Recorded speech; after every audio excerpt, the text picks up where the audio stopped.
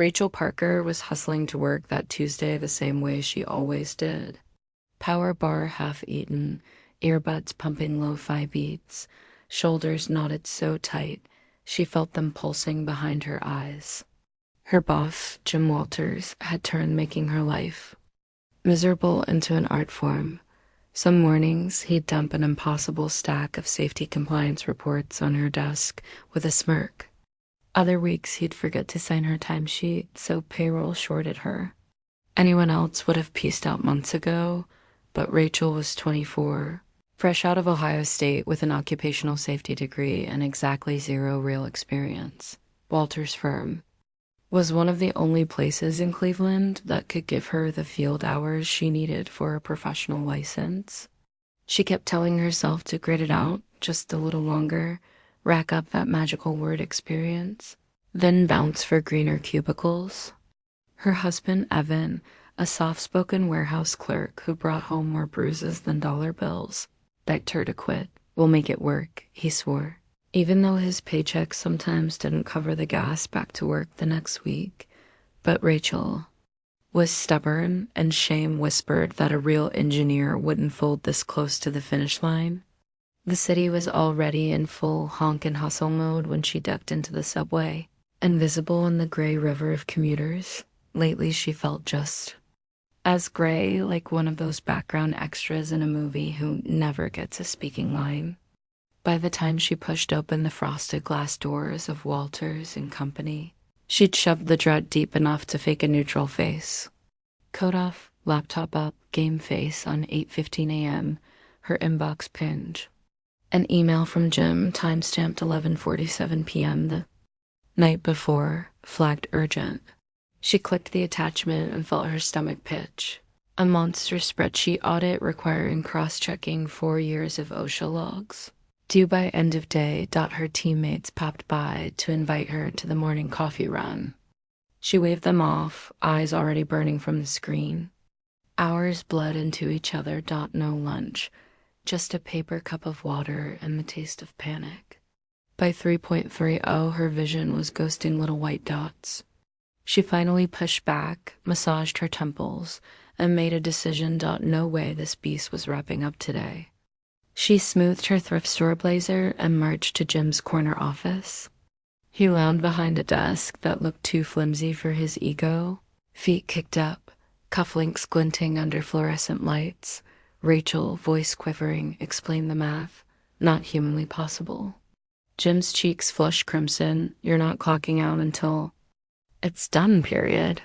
The floor might as well have tilted. She shuffled out, pulse rattling her eardrums, and went back to typing like her life depended on it. By 6, the office emptied. Folks patted her shoulder with pity and awkward smiles. At 8:40, she finally hit send on the report, texted Evan on my way soon, and snagged her coat. Before she reached the elevator, Jim barked from his doorway. "Got a few tweaks, bring your laptop." His office smelled like stale cologne and after-hour silence. He seated the chair. She sat, fingers skimming the edits. Behind her, he paced, the floor creaking under dress shoe impatience. She hammered out the fixes in 15 minutes flat, then snapped the laptop shut. That's when he pulled a dusty bottle of cognac from a drawer and 2 glasses from a file cabinet. "Let's toast your dedication," he said, grin sliding sideways. Rachel's gut screamed danger, but she also knew he'd dock her for insubordination if she said no. One shot on an empty stomach turned her veins to warm syrup. A second made the edges of the room blur. Jim locked the door. She heard the click more than she felt it, a quiet finale to the last 5% of her courage. He perched on the desk, hand landing on her knee. Rachel jerked away, voice cracking. "Mr. Walters." "What are you doing?" He spelled it out. Help him relax now, and he'd make sure she got a glowing reference. Maybe even slip her some bonus cash to help with that brutal mortgage she'd mentioned once at the water cooler.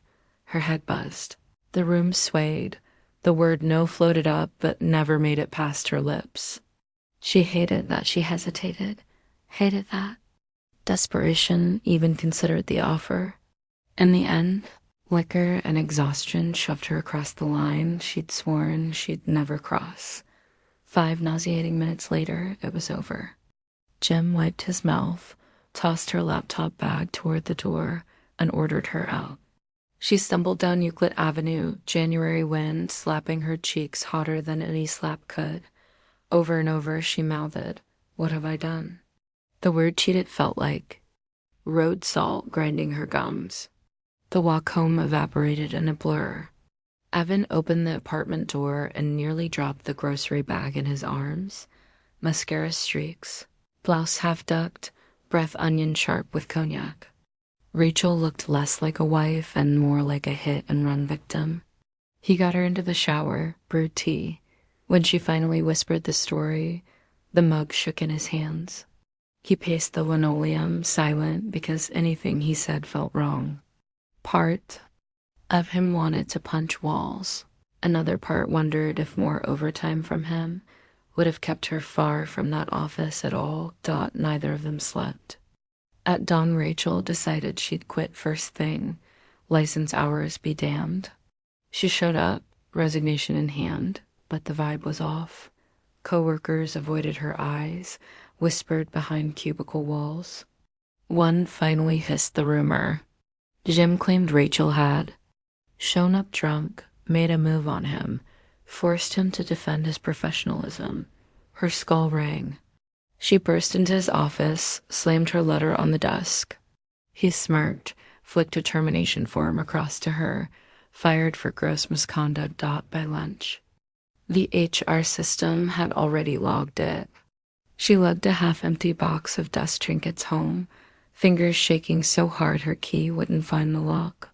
Evan wasn't there. That hollow hurt worse than the silence that followed. She spotted the orange bottle of anxiety meds on the counter and, without planning, swallowed a poundful.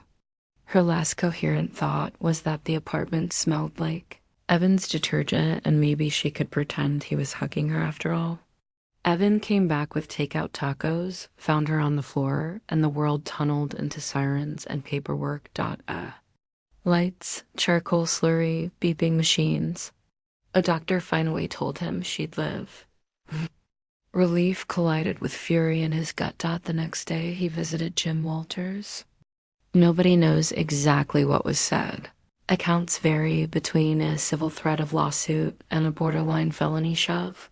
But by week's end, Rachel had a fresh termination notice, marked voluntary resignation, and HR emails begging her not to sue. Physically, she bounced back fast. Emotionally, the fractures were hairline yet everywhere. Evan couldn't unsee the betrayal, forced or not. 2 months later, he filed for divorce, still covering her rent until she landed a clerical gig at a nonprofit downtown. They parted tearfully but final. A year rolled by. Rachel stuck with therapy, learned words like boundaries and self-forgiveness. Evan remarried a sunny kindergarten teacher named Olivia. They had a daughter who laughs exactly like him, Jim Walters. Rumor says the board quietly pushed him out after another assistant complained. Life rarely writes perfect justice, but sometimes it scribbles something close. And Rachel, she doesn't call herself gray anymore. Some mornings she even smiles at strangers on the train. The license dream isn't dead, it's just on layaway. She figures experience can wait until the workplace matches the title. For now, she volunteers weekends at a women's rights hotline, telling callers in shaky voices that a locked door and a power imbalance are never their fault, no matter what the world claims the next morning.